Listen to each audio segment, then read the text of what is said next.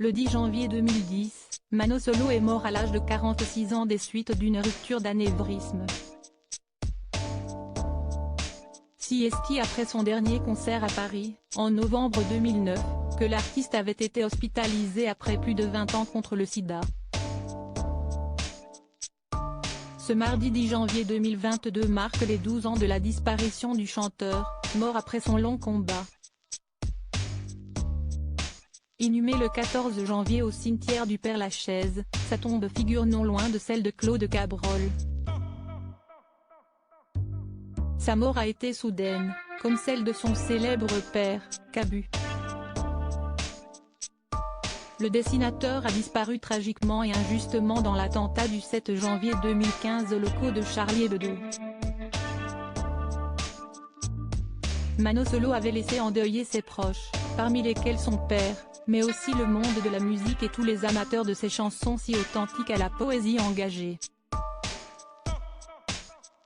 Le dessinateur caricaturiste Cabu avait rendu un hommage avec beaucoup de pudeur et d'émotion, le 19 janvier qui suivait, sur Europe 1, au micro de Marc-Olivier Fogiel. Mano Solo était un homme de caractère. À tel point que lors de son hospitalisation, l'artiste rendait la vie difficile au personnel de l'hôpital parisien, dans lequel il recevait des soins. Et CST, ce tempérament bien trempé qui a aussi permis à Mano Solo de se battre jusqu'au bout, comme l'avait précisé son père. Un caractère qui pourrait bien lui venir de ses deux parents.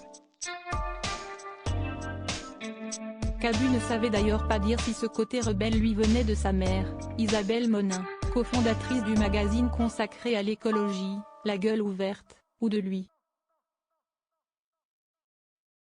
Un statut de fils de pas évident en évoquant son fils, auprès de son ami Patrick Pellou, Cabu était ému mais aussi amusé.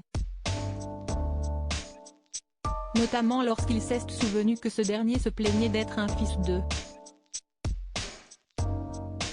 Un statut qu'il ne semblait que peu apprécier. Ce jour, le caricaturiste avait ainsi confié qu'il racontait « Cabu, il dessine, moi je suis chanteur ».